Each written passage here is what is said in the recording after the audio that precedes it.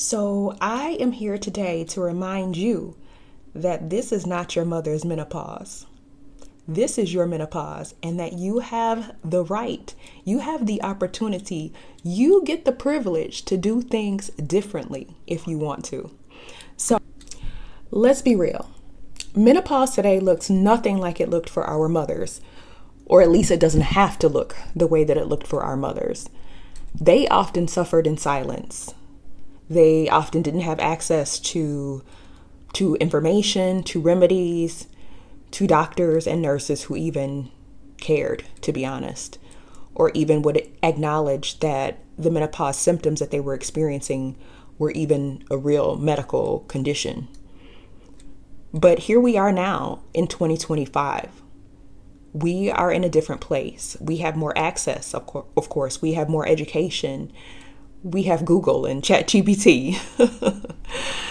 And we have options. And I think that's the most important thing, is that we have options. So today I want to share with you specifically 10 simple things that you can do right now today to feel more balanced, more powerful, and more supported in your body during pre, peri, and post menopause. Number 1, track your symptoms. I would recommend using a journal, using an app, a notebook, whatever is simplest for you, but begin tracking your symptoms. You could be in your mid 30s, in your late 30s, in your early 40s. Go ahead and begin tracking your symptoms if you think that you are having them.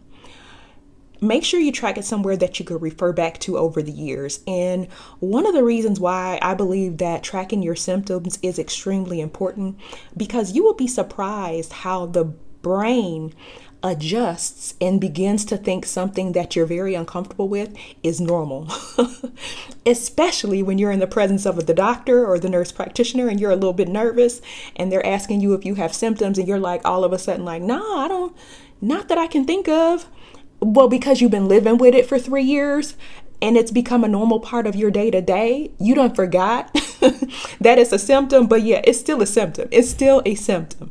So go ahead and track your symptoms. Make sure that you're keeping track of it, because there's almost nothing more validating than having documented information on things that have developed, timelines, well documented. Because in times when someone is going to try to tell you that nothing is wrong or that it's all in your head, and you have notes and data and information, look, it's really, really, really valuable, not only just for your medical provider, but also for your own sense of self. Because if you're a woman who is experiencing menopause, one of the most disconcerting things that a woman can go through at times is just the feeling of not feeling yourself, right?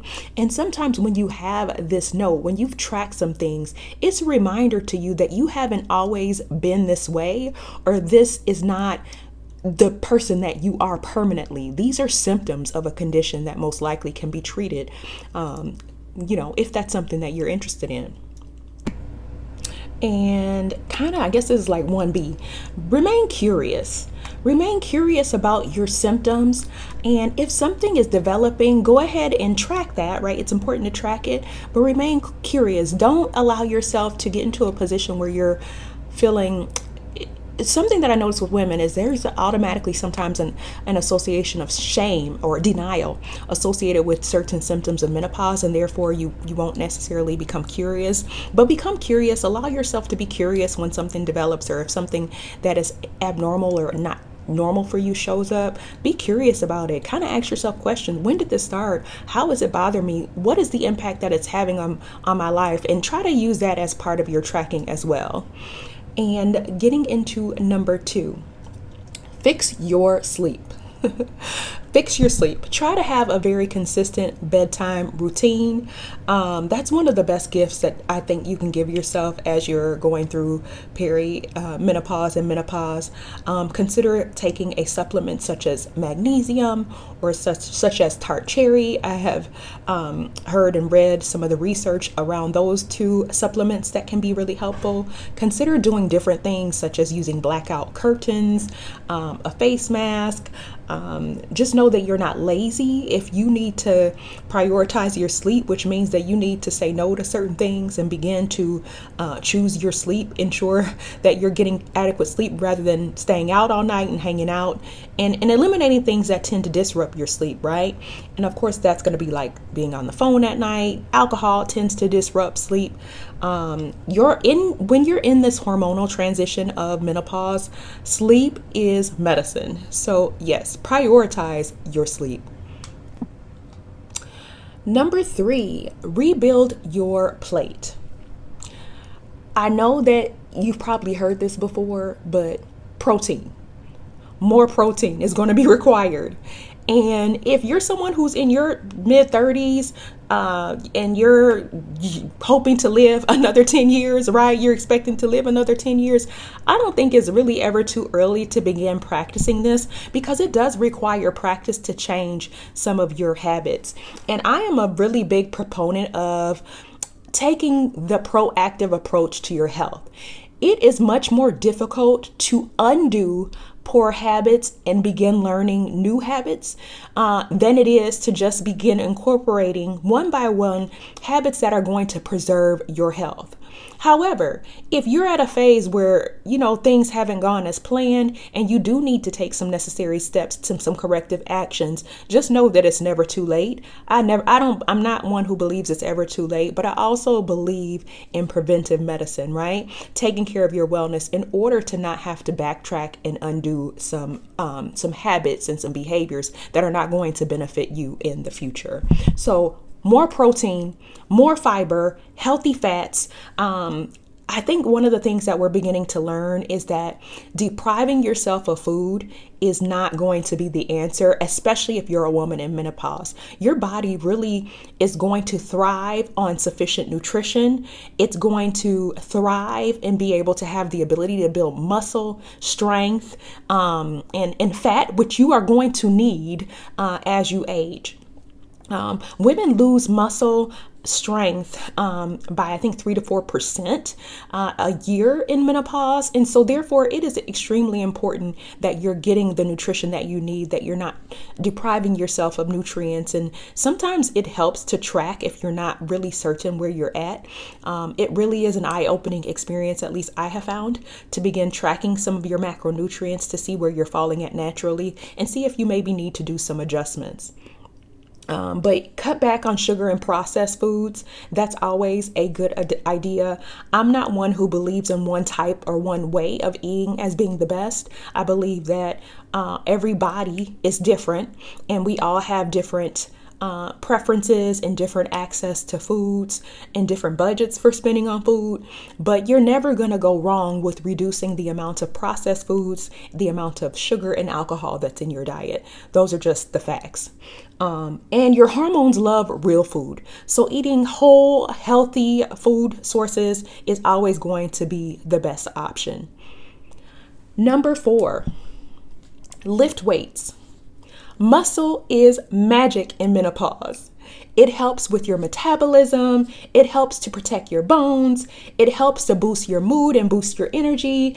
And you don't really necessarily have to become a bodybuilder, but definitely get into the habit of incorporating strength training and weight training into your routine, especially if you're a woman who hasn't really explored that yet. You're not going to bulk up. You're not going to, become super buffed or anything, which is what we were told in the past. And a lot of women avoided that and really focused on a lot of cardio. But especially when you're in menopause, you really don't want to lose the value that you have in your muscle and some of the fat that you have in your body. You want to maintain some of that. Now, definitely you don't want to have an overabundance, right, of any of those, but those tend to go down with menopause, especially your muscle. So do what you can to maintain, preserve, and build muscle with lifting weights. Number 5, hydrate like it's your job. In menopause, many women are going to complain or have symptoms such as dry skin, dry hair, dry eyes, dry mouth, dry everything, right? Everything starts to dry out. So water can help. Hydrating foods can help, such as fruits can be help. Vegetables are very hydrating, but water and electrolytes are also very, very helpful. So aim for half of your body aim for half of your body weight in ounces every day in water, and work on that every day. For me, every day I'm restarting with my water hydration journey. I always have a target and I'm always working on that every day, but it's something that I'm willing to work on because it is so important. It's so important hormonally and so valuable. Number 6, find a menopause literate provider. You deserve more than to be told that it's just your age. You deserve to be validated, to be taken care of, and to be offered options that will work and that will help you on this journey. And so find someone who is willing to listen to you, ask questions, and just know that you are not overreacting. And that may mean that you may have to see a few different people until you stumble upon the one that works for you. But I think it's so important and it's so empowering to have a conversation with someone who actually knows what they're talking about as it relates to menopause. It's really so valuable. And just as an FYI, many medical providers, physicians, and nurse practitioners, many have not received formal training as it relates to menopause, unfortunately. So it is something that I would say is a relatively new conversation that even us as clinicians are beginning to have with our patients, because we just weren't given that type of information in our training programs. And so it does require some special, for those of us who work in the clinical sciences and medicine, to do some additional work and some additional research to make sure that we are educating ourselves so that we can help you. And so if the person that you are seeing, the doctor that you're seeing, doesn't have that type of training, go find one who does. Find someone who can help you. Number 7, create a stress-free or stress release ritual. This is going to come in so handy because the way that stress affects your body as you're going through menopause is something different. So begin incorporating things such as deep breathing, stretching, taking a quiet walk. Those things are going to be an important tool to have in your tool belt as you navigate the years of menopause. And yes, I do mean years. So the more that you have the opportunity to practice, to put these into your routine, to incorporate them and begin using them, they're going to really be more helpful for you to feel more grounded, to feel as though you have the opportunity to return to the best version of yourself. So menopause and stress, they really don't mix well. So it's really important that you protect your peace because your life does depend on it. And because honestly, it's so important. Number 8, learn more about hormone replacement therapy and natural options. Yes, I'm going to go there. I'm going to say hormone replacement therapy. Learn more about it. And if you automatically feel some kind of way when someone says hormone replacement therapy, I would encourage you to go back to what I said in number 1, which is allow yourself to be curious and explore. Where are those feelings coming from and who does it benefit if you automatically feel that that's maybe not an option for you or that it's a negative connotation? That's out there. That's definitely a thing. And however you're feeling, it's okay. But allow yourself to be curious, to explore, because there's a lot of myths that have been associated with hormone replacement therapy. And I have just seen a lot of the value and the benefit that women can get from hormone replacement therapy, and a lot of suffering I have seen relieved. So I just want you to know that hormone therapy has really come a long way.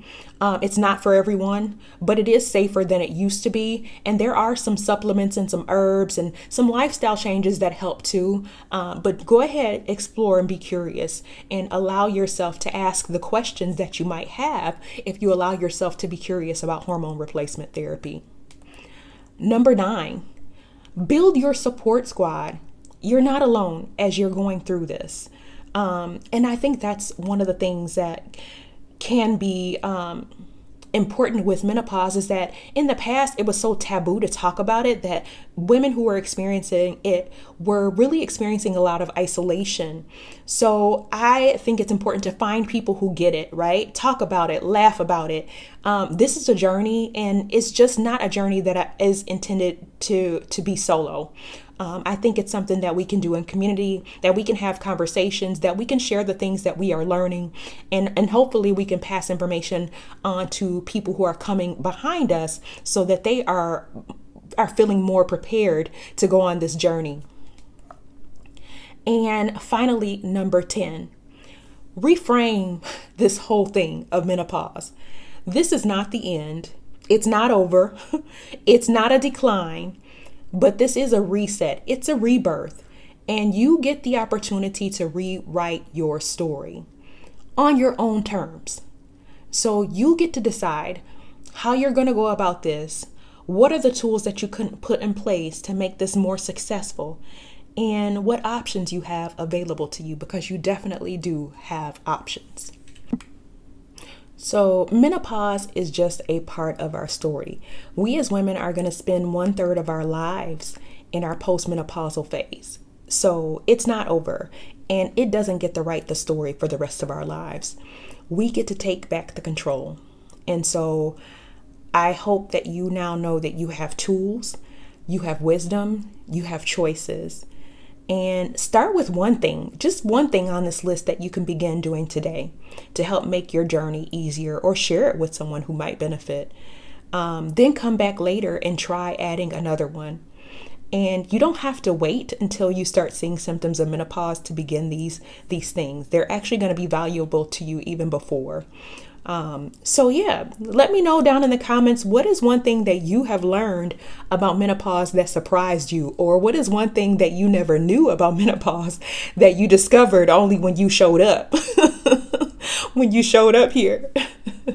So if you have something else that you think a woman could benefit from, go ahead and drop that in the comment. Or if you have questions, leave those for me down below as well. And so thank you so much for watching. Until next time, I will see you. And yes, we're in this together, and I want you to know that you've got this. Till next time, bye.